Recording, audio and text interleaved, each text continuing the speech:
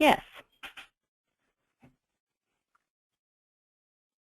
Okay, welcome to the What's New with the NWCOA Insurance Program webinar. We have Jim Pace with us from Christian Baker Company. Jim, I want to thank you for being with us this afternoon. And we'll go ahead and get started with our webinar. Jim, I'm going to go ahead and transfer the presentation to your computer. And then with all of our participants, if anyone has any questions during the webinar, you can type them into the chat window. I'll kind of keep an eye on that and help bring those questions to Jim's attention. Or you can briefly unmute yourself to ask the question yourself. Okay, so Jim, I'm going to go ahead and change the presenter to you, and it'll just take a minute for that to happen.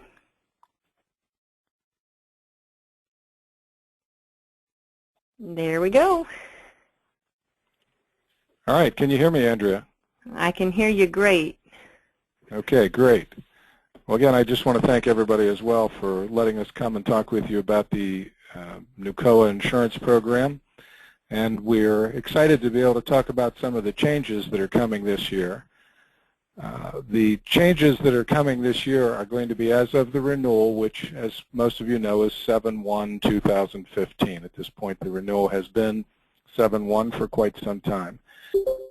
Talk a little bit about the history of the program, a little bit about what we've tried to do and strive to do, a little bit about what we're going to do, and then how that's going to affect us and moving forward. So the changes are coming for this year's renewal. We'll all be seeing them on 7/1. And to talk a little bit about where we came from, when we started a little over 15 years ago, we met with NWCOA at one of the conferences. We, as in one of my partners, Bob Creason, and I have been to most of the conferences. We're the two in our office that have done most of the work with NWCOA. And we had to come and first learn what a wildlife control operator was and what they needed before we were going to be any good at helping provide that insurance coverage.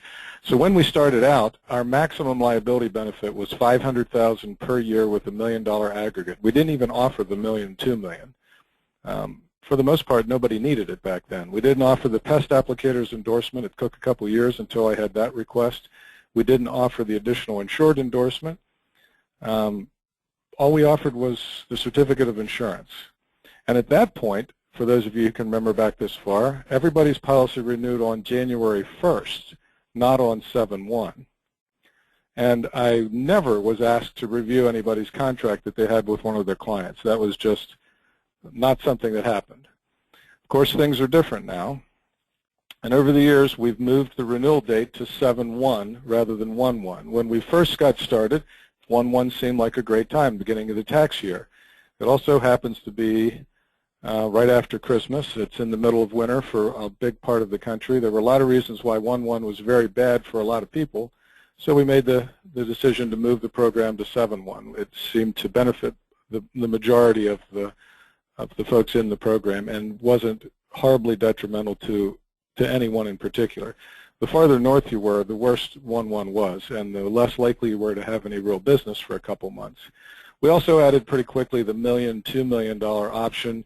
As you all know, if you're doing any real commercial work or any fairly big commercial accounts, most cities and towns, any federal work, they're all going to require a limit of $1 million per occurrence with a $2 million aggregate. So we added that. We began to get questions about the pest applicators endorsement. Now, we're not a pest control program. We're a wildlife control operators program, but there are many wildlife control operators over the years who've gotten their pest applicators license for anything from aviicides to rodenticides to even some will do some light GP work, ants and roaches and spiders and things like that. We will allow that as a sideline to wildlife control. We are not, however, covering termites or tenting and fogging houses, the things that full-blown pest control companies do. So we wanted to keep up with what was happening in the industry, what wildlife control operatives were moving towards. And usually it starts out with the wildlife control operator saying he would never, under any circumstances, do anything with bugs. He is not interested. Never. I don't care. And then, of course, sort of softens a little and moves into areas, or they do some things that the applicator's endorsements required. So we did add that as an option, but we kept it as an option so that we weren't charging people for things that they didn't need. We found that we had to pretty quickly add the additional insured endorsement as an option because many people required it. We had to add a waiver of subrogation as an option because that endorsement was requested more and more frequently. And then a few years ago, the amazing primary and non-contributory endorsement started showing up. Now, the additional insured endorsement, certificates of insurance, waiver of subrogation, those endorsements had no additional cost. When primary and non-contributory showed up on the scene, there was a $100 per client charge for that endorsement. And in the first year, I don't think we had 5 among all of our clients, 5 requests for that endorsement. And that has changed quite a bit, and that's one of the things we'll be talking about in a minute. We also began to get requests for umbrellas, coverage beyond the $1 million, $2 million limit. And it started out slow at first, and like most of these requests, as the request first shows up, then your client will back off and change their mind because they can't find anybody to do the work. So they reduce some of the requirements they've given you because they want the work done. As there are more and more opportunities for wildlife control operators to meet those requirements, they tend not to remove them. Now, these requirements are a pain, and I know a lot of guys are apt to say, well, I'm not dealing with some dummy that thinks I need $5 million worth of coverage to get muskrats out of a retention pond. But the other side of that is that the harder the requirements are to meet, the less competitors there are, and the more you're able to charge for what you do. And we have found many times when you can bill them for the extra cost for these additional coverages and then get the coverage for the whole rest of the year for every other client that you have in case someone else asks for it, because they are more and more required to have certain coverages and limits, whether they make any sense or not. The next slide. What we've been seeing, before we want to get to, let me just back up one second. Before I get to what we've been seeing and what's been happening, let me just tell you where we are right at this point as far as what we're doing with the insurance program for wildlife control operators. And I know that almost everybody already knows that, but I'm just going to take a few seconds. We provide coverage to nuisance wildlife control operators. We cover nuisance wildlife control operations and exclusion work, which is trapping and doing things to keep animals from getting back in and fixing the damage that animals did. So chimney caps, gutter guard, repairing the soffit, cleaning the iguana-infested insulation out and replacing it. All of those things are part of what's covered under this policy. We do not cover work, nor will we be covering work for alligators, crocodiles, or bears. Nobody cares much about crocodiles because there's essentially almost none in the United States, but apparently there's some rare saltwater crocodile. But alligators and crocodiles and bears are still going to be excluded going forward. The reason for that, every now and then someone asks, the reason that we exclude them is because they're one of the only animals, not the only animals, I guess cougars might also be included, but we don't exclude them, fortunately. But not a lot of animals, when they bite you, will also then try to eat you. So if you have a hold of an alligator and it gets loose, and of course everybody watches TV, so we see some of the stuff that happens on TV. If it gets loose and it grabs you, it's going to want to drag you into the water, drown you, and then eat you. Raccoons tend to bite you and run away, and that creates a problem. And we are concerned about you, but we're more concerned about the public. So if a raccoon that you have a hold of gets loose and bites somebody and runs off, the worst thing we're probably looking at are rabies shots. But if an alligator that you have a hold of gets loose, runs over and grabs a kid, drags him into the pond, drowns him, and eats him, then $1 million isn't going to be enough to take care of that claim. So we are still looking to exclude those coverages. One of the most unique things about our insurance program that we offer for NWCOA is the way we charge for the coverage. We charge based on the number of technicians that are out in the field catching animals, and that is not going to change. The rates are not going to change. The pricing is not going to change. So we're going to continue with all of those parts of the program. Moving on now that we've talked a little bit about how we do it, the things that we've been seeing and some of the things that have prompted us to make some of these changes. When you deal with a lot of clients that require contracts, they have specific wording they want to see on the certificate. They want to see specific things listed there. And that has become more and more of a problem because the things they want listed are not necessarily available, or certainly not available in the form that we have the program together now. The other thing is a specific additional insured endorsement. You know, back in the beginning, nobody asked for the additional insured endorsement. Then now they want a very specific additional insured endorsement, not just any, but, you know, number CG00241 or its equivalent is what they've been saying. Now, currently the way the program is set up, we offer an additional insured endorsement, but not an array of endorsements. So far, we've had 100% success saying, oh, it's an equivalent endorsement. And luckily, almost nobody who is gathering information for your client really has any idea what that means anyway, so they've all been saying, okay, and taking the additional insured endorsement we use. That's not always the case that it is an equivalent, and we know that there's a limited amount of times that we can try that and have it work. So we need the ability to provide the specific endorsements and or their actual equivalents. So that's one of the reasons that we've made the change that we're making and that we're talking about now. The next is the multiple primary and non-contributory endorsement requests. As I said earlier, primary and non-contributory endorsement showed up a few years ago, and that first year we had 4 or 5 people who needed it. So there's a $100 charge per primary and non-contributory endorsement, and each one of those 4 or 5 people paid an extra $100 charge. Lately, there are multiple primary and non-contributory requests for individual clients. So the number has gone from 5 to probably over 100. So what that means is if you happen to deal with a lot of clients that require the primary and non-contributory endorsement, you might be paying $975 a year for your liability insurance and another $700 for the 7 requests for this endorsement that you've gotten. And that, of course, can get to be a little problematic. The way we're set up now, there's no way to provide that coverage any other way. So we have made an adjustment in the program so that we can correct that going forward as we renew. The next thing that some of you may or may not have seen is there's a request in a lot of contracts lately that your coverage be per project.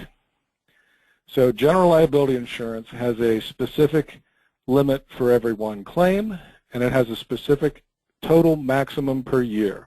So it's $1 million per occurrence or any one claim, $2 million aggregate, which means per year. Clients have begun to say, we need that per project. So that means that your limit of insurance applies to each and every project you do. So technically speaking, if you have 100 projects and you had 100 claims for $1 million, you would have $100 million worth of coverage. So that's not an endorsement that was easy to get. This is another endorsement that we developed a workaround for because it's literally not available. So the first thing we would say is that's not available, and many of your clients would say okay, and they would accept it. Lately, that's been not happening. They require it or you won't get the work. Now our fear, of course, is that we end up with you getting a really gigantic job, the greatest job you've ever been able to win the bid for, and you can't do it because we're not able to provide this one provision in the contract. The reason that they are looking for this per project coverage is because there is a possibility that you could come to them to do a job, provide an insurance certificate, and have no insurance. So what I mean by that is you have $1 million per occurrence limit and a $2 million aggregate. If you had a claim for $1 million a few months ago, and a few weeks before that had a different claim for $1 million, you have now used all of your one-time claim limit and all of your aggregate claim limit, so you have no insurance coverage left. You still have a policy. It still produces an insurance certificate, but there's no coverage there. So apparently enough people have been burned by that scenario that they started saying, we're not working with anybody that we can't get a per project limit on. Up to this point, what we've been doing is when this occurs and when it can't be waived and they dig their heels in and it's a job you guys really want, we get a hold of the loss control department at your client and we explain to them that this is not available. However, we completely understand why they want it. I then tell them the reason they want it, which is because of the possibility of there not being coverage, and I provide them with a loss report for the wildlife control operator to show that they have had no claims. So what that means is that this company knows that you're coming into the project with no claims, so all of your insurance limit is left, or if there's a small claim in there, how much it was and how much is left. And so far, up to this point, 100% of the time, they've accepted that. But again, that only lasts so long, and it's going to be a really big job that you're not going to be able to do when they finally say no, and we don't want that to happen, so we're making this modification to the program that we're discussing now. One other thing that we've begun to see is, as I mentioned early on, nobody ever asked for an umbrella, and then after a couple years, nobody ever asked for an umbrella over $1 million. And then after a couple years and where we are now, no one has yet asked for an umbrella over $5 million. I'm going to have to assume, because of the trends that we keep seeing, that that's not always going to be the case. So we need to make sure that we have the ability to provide umbrella policies that go beyond $5 million. Now, I know that sounds crazy. Who would ever want that kind of coverage?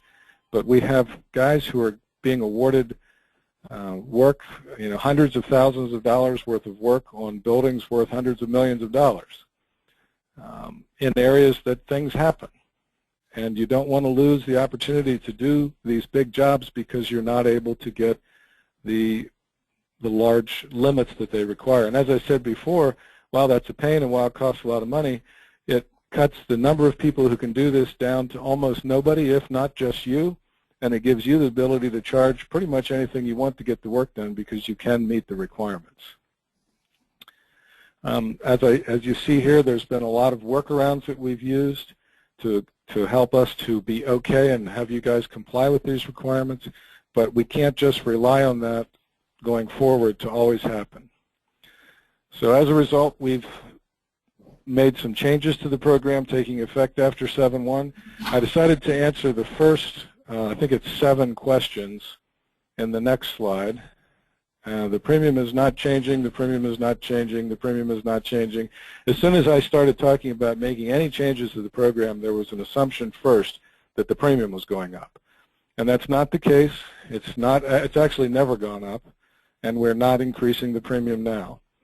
All we're doing is making it possible to continue to issue policies, to continue to meet the needs of wildlife control operators, and anticipating some of the potential things that are going to continue to get more difficult as we go forward. So now we're going to get to where we talk about some of the actual changes that we're going to make in the program as of your renewal on 7/1. The first thing is the insurance policy is now going to be written through Cincinnati Insurance Company. I didn't put this into the presentation, but one thing that has come up occasionally is there'll be requests for your insurance company to be AM Best rated A+ 7 or better. A+ 7 is just insurance blah blah blah for how big and how financially strong a company is. So, or I'm sorry, it's A or A- 7 or better. So we've been using Aegis Insurance Company to provide the insurance program, and they are A6 rated. As you can imagine, A+ is best. A comes next, then A-, then B+, then B and B-. Now what you probably can't expect to understand is that B+ is bad. B is pretty much out of business, and nobody ever gets to B-. So you would think, since they're using an ABC scale. Cincinnati Insurance Company. I'm sorry? Hello?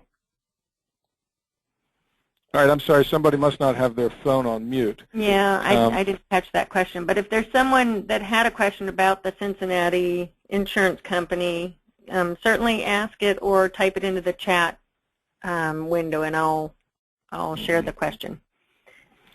So again, the underwriter for the insurance company for the program will now be Cincinnati Insurance Company. We did make a change for the umbrella policies to begin to go to Cincinnati Insurance Company already this year. So for those of you who currently have umbrella policies, that has already been switched over to Cincinnati Insurance. Cincinnati Insurance Company is A+ 15, I believe, rated. A+ 15 or 14. Aegis is a very strong, good company. It's not a problem, but if you have a client that is requiring a much larger, much more financially secure or strong company, and when I mean secure, I don't mean that they're on the edge of bankruptcy, but they just don't have billions of dollars. Instead, they have millions of dollars. Cincinnati, there's no question about the financial strength and size and rating of Cincinnati Insurance Company. So when you are working with jobs, federal jobs frequently will have these requirements. That will not be an issue no matter what going forward. The other thing that we're changing, you can see, is that we're no longer going to require that the program, that everybody renew on 7/1. I mentioned before we used to be 1/1, and a lot of people didn't like that. A lot of people did, however. The farther south you go, 1/1 is a better time. So we are going to have the option now that if 7/1 is not a good time for you to renew, we can move that renewal date for you initially whenever we renew the program now. So if you're in southern Florida and you'd rather be 1/1, or if for you 8/1 or 10/1 or 5/5 or whatever you want. Now, we don't want to get crazy, probably not 5/5, and I would probably try to talk you into something that would be a little smoother on the transition. But we are able to have some people renew their insurance program, their insurance coverage at a different time if that's more convenient for you. You do want to remember that you want to have your renewal at a time where you're going to, first of all, have enough money to pay the renewal, and secondly, that you have an opportunity to open the envelopes that are coming in. That's the residual problem we found with 7/1. 1/1, nobody had any money. 7/1, nobody had any time. So frequently we were calling people to remind them to open their mail so they'd see their renewal because they're out working 24 hours a day, it seems, because of 7/1. But that is no longer going to be a requirement of the program that you renew on 7/1. We have talked a couple times about primary and non-contributory. That endorsement is still available, obviously. We are now adding an option that you can either have the endorsement as it currently is for a $100 charge, or for a $250 charge, you can buy the endorsement in a way that's called blanket. Blanket means you pay for it once for $250, and then it doesn't matter how many times you need it, you don't pay for it anymore. So essentially what's going to happen is if you get a contract that requires the endorsement, we'll add it on and bill you for $100. If a month later you get a requirement for another contract with this endorsement, we'll bill you for another $100. The next time you'll be billed for $50, and from that point on you won't be billed anymore. What we don't want to have is someone who pays $975, $1,300, whatever their premium is for their insurance, and more than that for this particular endorsement.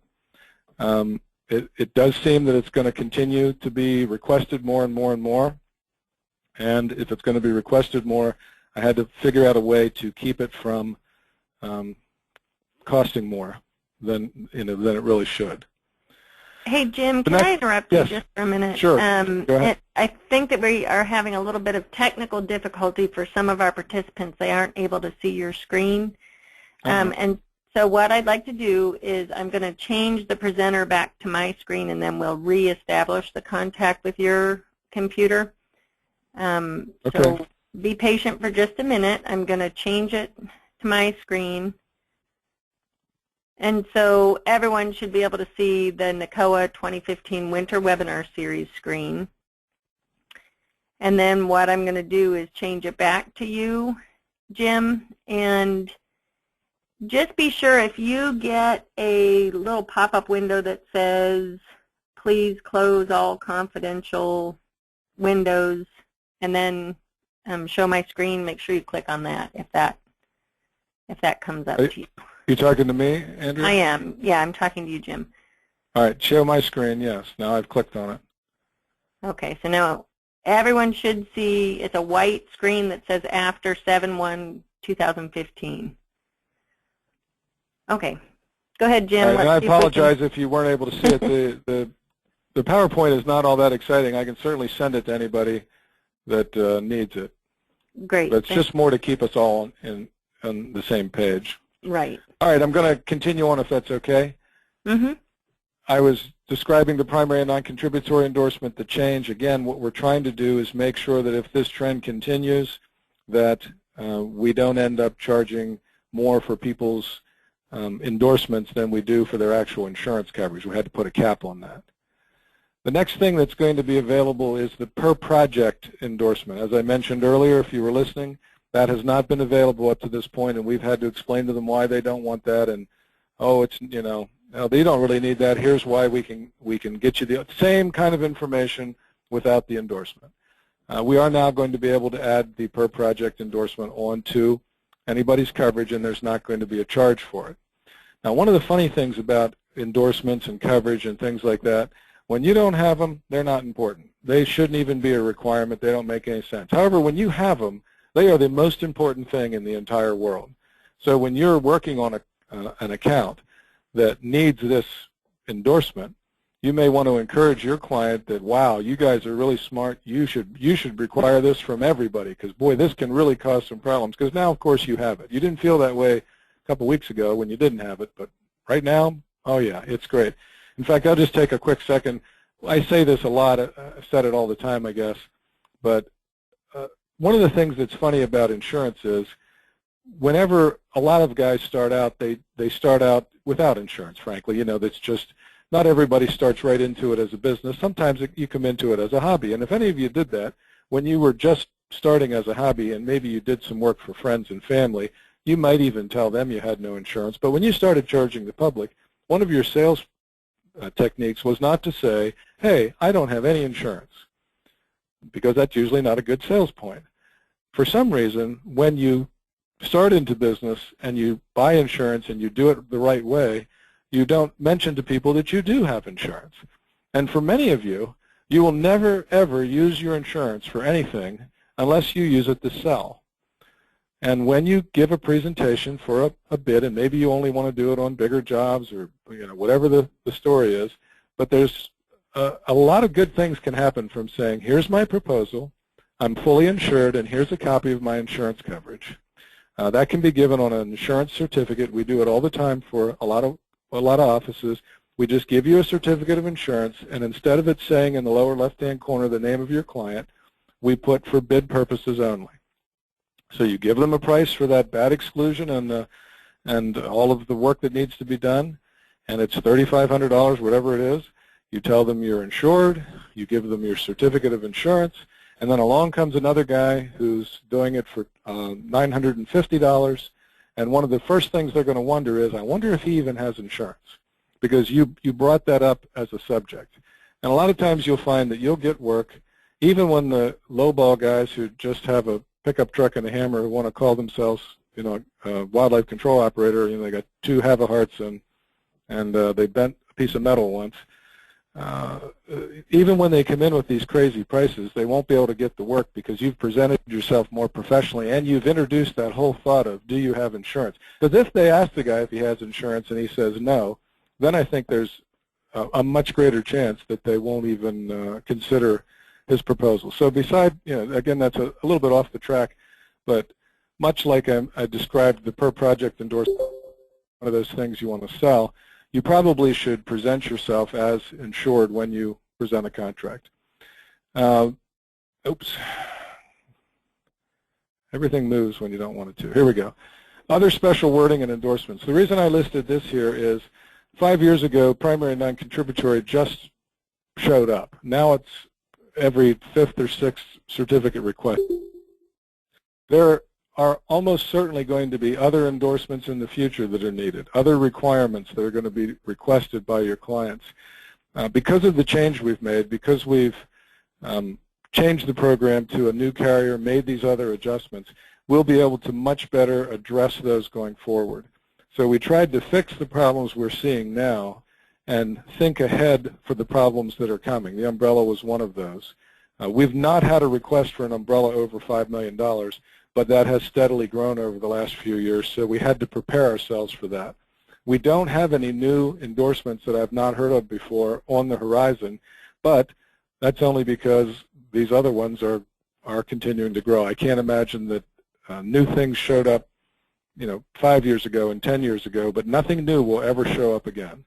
So we're in a position now where we're much better able to address additional requirements or special wording on requests from your clients than we were previously. Next. There we go. I have a box in my area here. I'm not sure if you're seeing it. But what will you see different this time when you renew? Mostly it's going to be the name Cincinnati. Previously, Aegis was on all of the policies, all the renewal applications. That's going to change, and it's going to begin to say Cincinnati. There will not be many other changes. Now, I am going to have to ask that all of you look a little more closely at the envelopes. If the envelope isn't exactly the same as it used to be, hopefully you're not prone to throw everything away that you haven't seen before. But for the most part, all of the pricing is going to be the same. The mechanism of charging is the same. The wording of the endorsements are the same. They won't look exactly the same because they'll be in a different format. They'll have different company names listed on them, maybe different numbers, but the coverages themselves are going to be the same. The program still has a $500 deductible. When you get your certification, when you're a certified wildlife control professional, the CWCP, you'll still have the additional benefits that are given to the CWCPs. That's the elimination of the deductible, and we add employee dishonesty coverage for $5,000. It's an employee dishonesty bond for $5,000 is added in at no additional charge. All of those provisions are carrying forward. So for the most part, the only real change you're going to see is the name Cincinnati, and just as a heads up, every envelope will not look the same. Every form will not look exactly the same. So please take a couple extra seconds to look and make sure that you're not throwing away your renewal information. At this point, I'd like to open it up to questions, if I can. So if anybody has a question, I'd be glad to take that now, or I guess you can type them in and Andrea will get them to me. Jim, I know we had one question earlier that was sent directly to me, and that is, do you offer a workers' comp policy?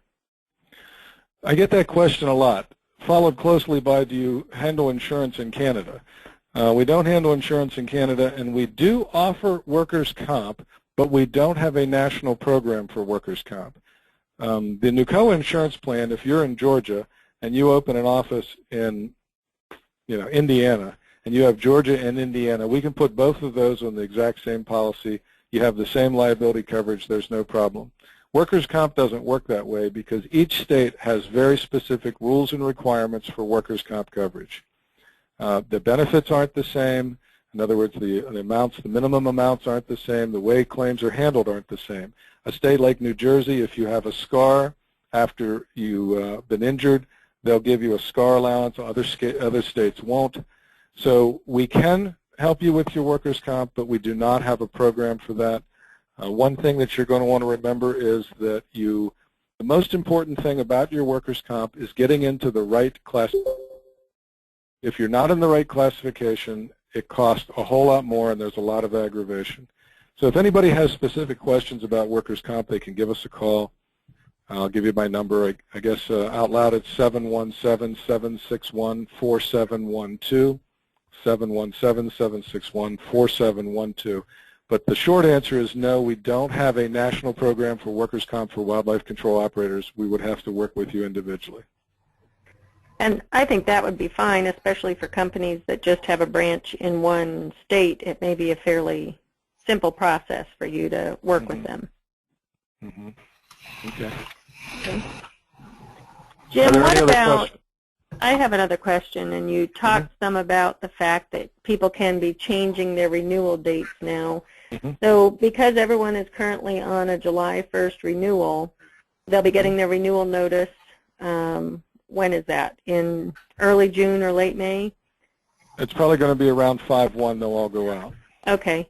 And then, so they pay that renewal, and let's say they want to change their renewal date now. Is there a provision to do that on the renewal form, or do they need to call and have you do that? Yeah, we'll have you indicate if you want to change your renewal date, and you won't be changing it every year. You're going to have an opportunity now to change it. But what we'll do is talk with you about how you want to make that change, because we could prorate it either to an extended policy to a shortened policy. So as an example, if you were to change your date to 8/1 instead of 7/1, then what we would do would be issue a policy for 13 months so that it would cover you all the way around to 8/1 next year. If you wanted to change your renewal date to 5/1, we would issue a 10-month policy, and then going forward, your policy will renew on 5/1. And we can talk about how you want to do that. It's probably unlikely you want to extend your policy to make it a 20-month policy because, as everyone knows, our premiums are due annually, so that would make a pretty hefty premium. But we'll work with you if you want to make that change. This is the time to make that decision. We won't be able to make a renewal date change 5 years from now because suddenly you've decided it's inconvenient. Does that answer your question? I think it does, yes. Okay. Any other questions? Any other questions from our gathered people here? So Jim, you said that you'd be willing to share the PowerPoint, and we also published an article by Jim in our last issue of the newsletter that kind of went over some of these changes. And so what I can do is, Jim, if you send me your PowerPoint, I can send that and the article that you wrote out to everyone that had registered for the webinar, as well as with your contact information. Okay, great. Okay, great. Well, Jim, I want to thank you very much. Your presentation was very clear, and it's really nice to see some additional benefits coming from this insurance program without an increase in premium. Okay. That's not generally how things work. No, it isn't.